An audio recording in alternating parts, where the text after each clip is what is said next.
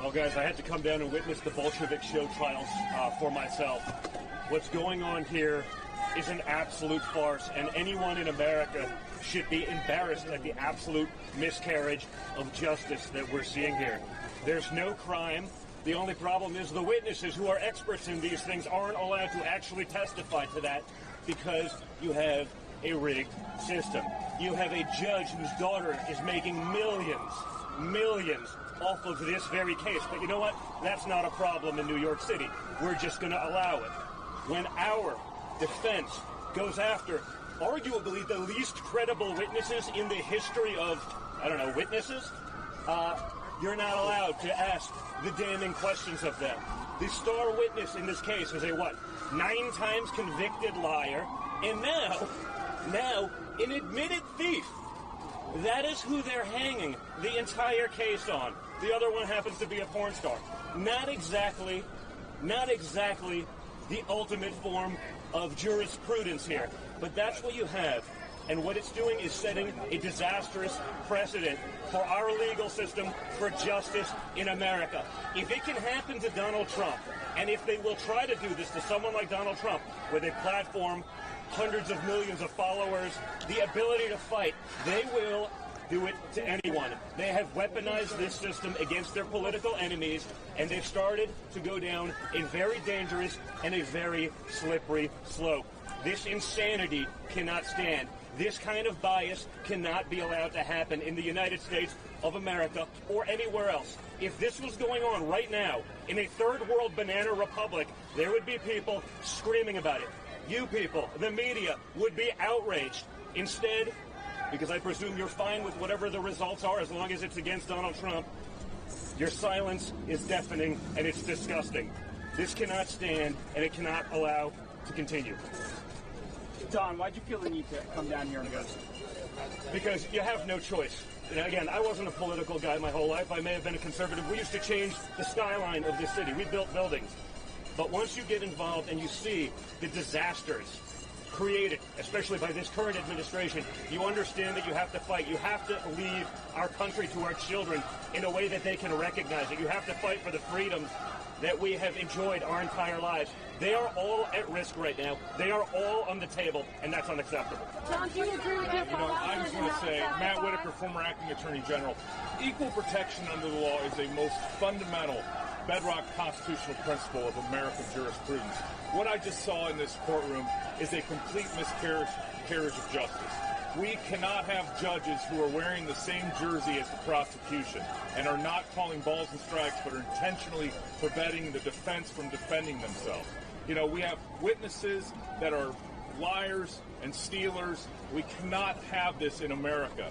And the fact that this is going to most likely go to a jury trial on no crimes, that this is essentially a referendum on whether or not the jurors like Donald Trump or not, is not the American system of justice. We demand better. New York City demands better. We have the most serious crisis at our border that's causing the most insecure terrorism situation since 9/11. We need to wake up to what's important in America, start paying attention to that. Pam? Thank you. Pam Bondi. Prior to being Attorney General of Florida, I was a career prosecutor for 18 years.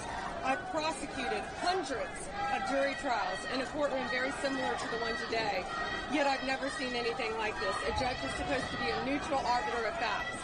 First of all, this case was declined by many years from the Southern District of New York, by the Department of Justice, by multiple jurisdictions, yet they bring it on the heels of a presidential election with a convicted felon, a convicted liar, Michael Cohen, who admitted in court yesterday to being a thief.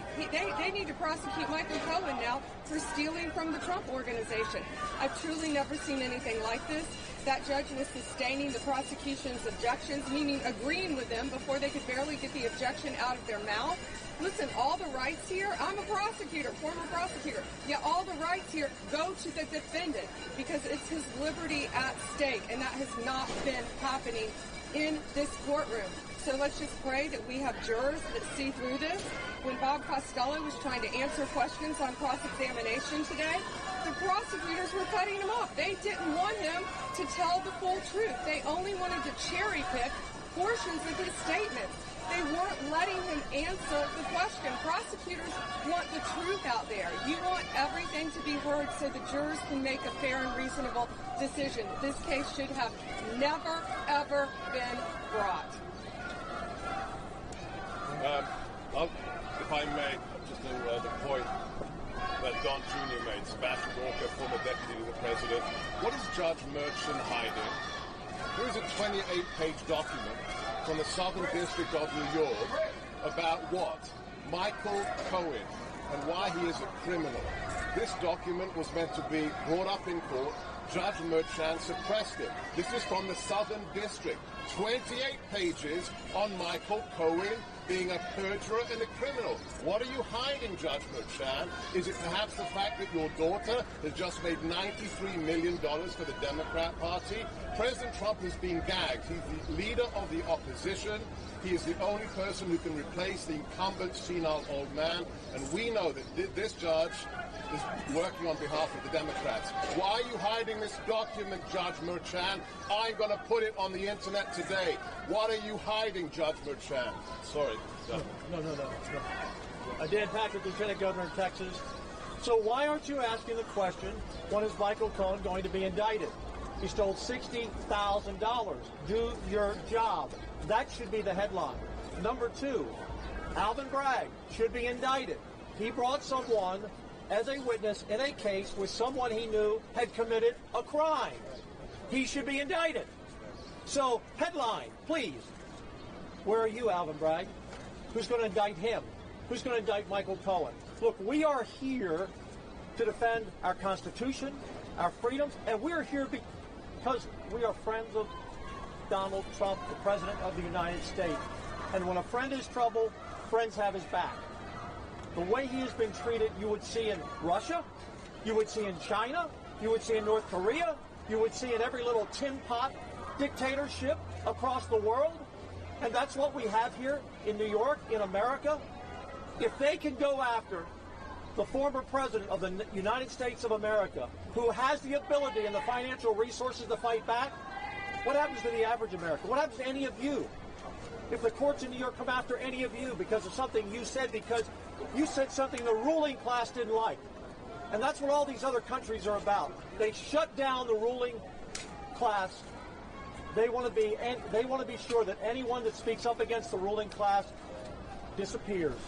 They want Donald Trump to disappear. They want to send him to jail. They want to take him off the main stage because they know here's their biggest danger to taking the ruling class down. No, you know what? Donald Trump is not the ruling class. Donald Trump is for every New Yorker. He's for every Texan, every state. Donald Trump has put his whole life on the line. His whole life on the line for the American people. When he came down that escalator, he probably had no idea that he was going to be called to be the man in the gap to stand up for Americans. And he's standing up for you, even if you don't know it. I don't know who's next. Would a member of the ruling class be facing 730 years in prison? What a pathetic question. 730 years in prison, and he's a member of the elite? That's pathetic. You're not a journalist. So I want to say, as a former attorney general, as my previous job, and now as U.S. Senator Eric Schmidt from Missouri, I can tell you these charges should have never been brought. There's no crime. The only crime that's been unveiled through this, Soviet-style show trial is Michael Cohen, who stole money, admitted it on the stand. This is the star witness. This is the witness upon which this entire case stands. And as a legal matter, this case is a total joke. In a broader sense, you want to talk about threats to democracy? That's what this is across the street. The idea that the Democrats not only try to keep him off the ballot, Donald Trump, but now throw him in jail for the rest of his life because they know he's going to win in November. And the only way they think they can get after it is this unprecedented lawfare. We have never, ladies and gentlemen, we've never seen anything like this in this country. So I know this can kind of be normalized as you've been covering it. This is outrageous. If this were happening in any country, any other country, our State Department will be warning people not to go to that country because it's a banana republic. And more broadly speaking, let me just say this. From a political perspective, the American people see what's happening. This has added jet fuel to his campaign. You want to know why he's rising in the polls? Because the American people understand the injustice that's happening, and they don't want to see their country turn into a banana republic. Jr., have you spoken to your father I'm Ronnie Jackson from Texas, and I just want to say real quick, make no mistake about this, we all know this. These corrupt prosecutors and this corrupt judge are nothing more than puppets of the Biden administration and the Biden DOJ right now. You know what? It's a shame. They will do anything. They will lie. They will cheat. They will steal. They will do anything to keep him from becoming president again. They fear Donald Trump. They fear Donald Trump. And they fear what's going to happen if he becomes president again. And I tell you, they should fear, because he started draining the swamp. He's going to keep draining it again. And all of these people are representative of the swamp. The sad thing is today, Lady Justice in the city of New York no longer wears a blindfold. She's wearing the Michael Cohen T-shirt with President Trump. That's how disgusting this has got to be right now. And it was mentioned before, this is not the kind of stuff that happens in the United States of America. This is Soviet-era stuff right here. Everybody out here, I don't care what side of the aisle you're on, if you're Republican or you're Democrat, I don't care what your political leanings are, you better look at what's happening right here in New York, and it better scare the hell out of you, because they'll come for you next. Next up. I'm Representative Salazar. Probably am the only member of this group that can speak in both languages, so I'm going to do that in Spanish when we finish. And I have a few remarks that I think are going to be very interesting to all of you. I represent District Number 27 in Florida, a bastion of the ultimate melting pot in the United States. And I just want to make very clear that I am here of my own volition. I am not on the list of the favorites. I am not looking for a job, and I paid for my own way. To make sure. And the only reason why I'm here is because thousands of my constituents back in Miami are terrified when the courts in this country are used as weapons to crush our political enemies. Regardless of what you think of Donald Trump, regardless of what you think of him, regardless of what you feel about him, regardless whether you're going to vote for him or not in November, Donald Trump is not the only one going through trial. We all are. And I'm not sure if you know that, but that's the truth. Trump may be the one on the stand today, but the same forces that are manipulating the court system against him today will be after you tomorrow if we do not stop this political cycle circus that we are facing right now. The empirical evidence is overwhelming. And why do I say that? How come a person is being charged and we do not know the charges that are against him are clearly defined? That is all political. That happens in Cuba and Venezuela, not in the United States. How come the federal prosecutors 6 years ago decided not to touch this case, but somehow the state prosecutors in New York decided that it was the right timing? Because it's all political. Why there are no audio recordings? Don't you guys want to hear what's happening? How come there are no cameras in the courtroom? Why is that? Because it's all political. You know what? My parents are Cuban Americans. They are political refugees. They came from Cuba 60 years ago. And political trials happen in banana republics. In banana republics, not in the United States of America. Thousands and thousands of my constituents, and that is why I am here, not because I'm one of the favorites, but thousands of my constituents come from those countries, the Cuba, the Venezuela, the Nicaragua, very close to us. And they recognize and see very well when there's a political inquisition going on. They have lived it, they have suffered it, and they escaped it, including my parents. And yet now, we're watching this again. Where? In the United States of America. There is something very wrong with this picture. And we have lived it, and that's why I'm here talking to you.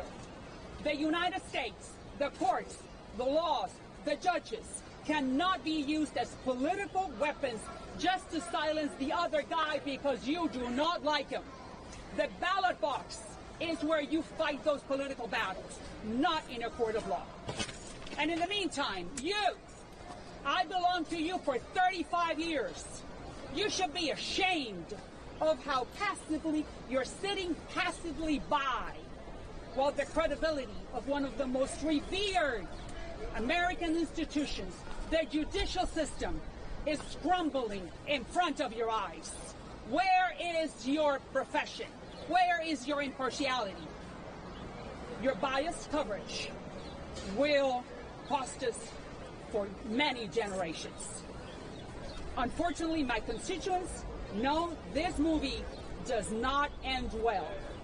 But the problem is that millions and millions of my fellow Americans have never watched it. So they do not know the dangers we're facing.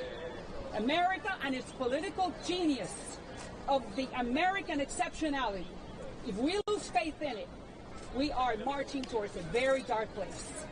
America is the only hope, ask my parents and my constituents, for humanity, if we want to continue pursuing the happiness of all of us. May the Lord Almighty, the Lord of Abraham, the Lord of Jesus, protect us, because we are in a very dark place. Thank you. En español va a decir algo, señor. En español, por favor. Thank you. En español, dime. En español, yes. Lo que acabo de decir es que esto es un circo político. Nosotros we are the largest minority in the country, the Hispanics. Los hispanos somos la minoría más importante en los Estados Unidos. Esto es un circo político que solamente se ve en Cuba, en Venezuela y en Nicaragua. Es una vergüenza que nosotros, independientemente de lo que usted piense de Trump, si le gusta Trump, si no le gusta Trump, lo que piense de él, en realidad es que en este país no se logra una lucha política en las cortes, se logra en el ballot box, en las urnas. Y por eso le estoy diciendo a los hispanos, wake up, despiértense, que lo que está pasando es marxismo, y nosotros vinimos a este país para no tener esto, sino para que el futuro de nuestros hijos sea un futuro glorioso en un país que es el American exceptionality. Fantastic job. Fantastic job. Troy Nails from the great state of Texas. I tell you what I saw today, this is nothing more, and the American people see it. This is election interference. First time to the courtroom, I sat in there for an hour and I said, we've got a compromised judge, no question about it. We've already highlighted to you all about the daughter, big mega donor for all the Democrats. They don't want Donald Trump off the ballot. They don't want him on the ballot. They don't want Donald Trump holding rallies, because what happens at his rallies? This is 5 weeks sitting in the courtroom when he should be out reaching the American people and telling the American people what he would like to do for this country. And who shows up? Tens of thousands of people show up at Donald Trump's rallies. The Democrats hate it. There's not another person on the planet that can do that other than the Pope. The Pope. And when do people go? They visit the Pope. What do they say? Pope, what can you do? Would you bless me and my family? That's what they want. They want blessings for their family when they go see the Pope. When people come to Donald Trump's rallies, they're saying, Donald Trump, we need you more than ever before. Our country is burning. The world's on fire. We need leadership. The American people are begging for leadership, and they're asking Donald J. Trump, stay strong, continue to fight for the American people and the Make America Great movement. That's what this is all about. And all the dishonest media, all of you out there, you don't want to talk about it. You don't want to talk about it. But I guarantee damn well to you this. Donald Trump's going to be the 47th president. Donald Trump's going to be the 47th president, and he's going to make America great again.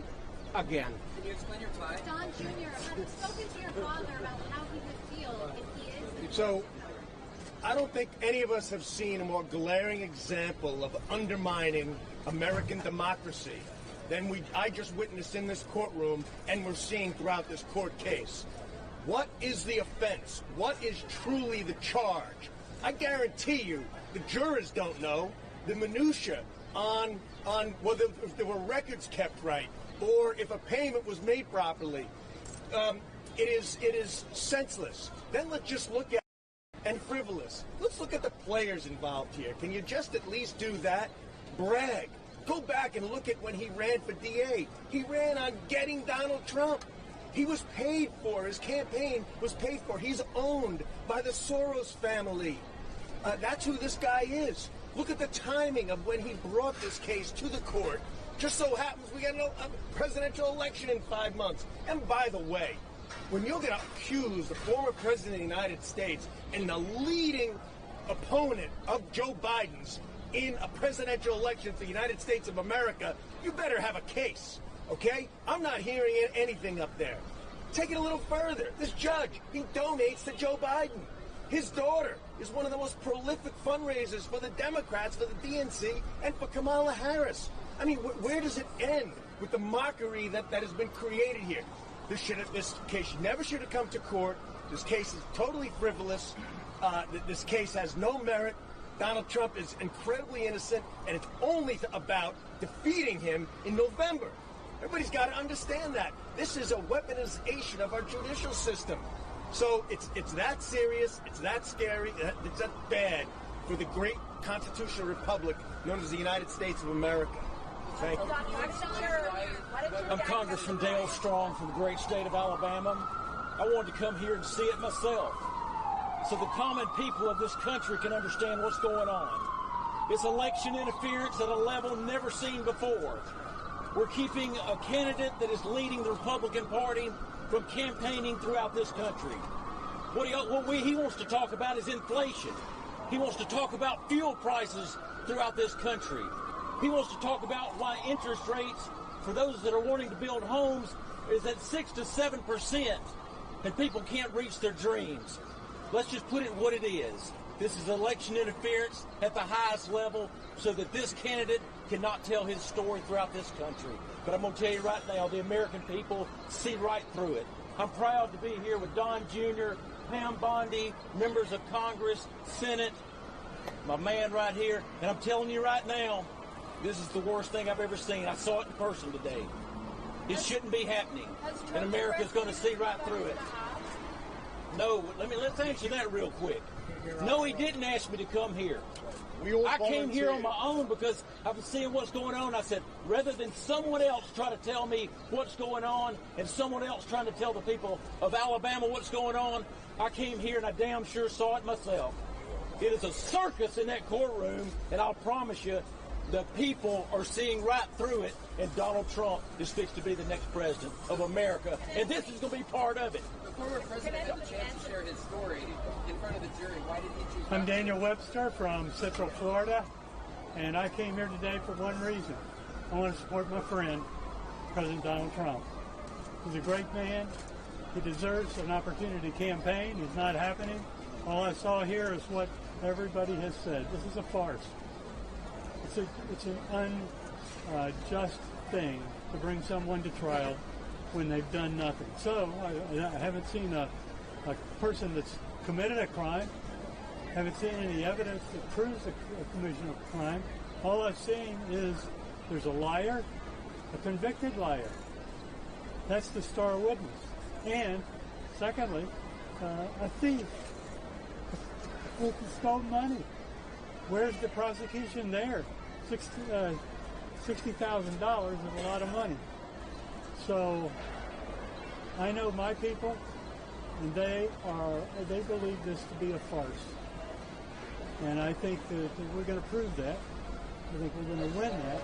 But the key is get him out of the way. Let him go campaign.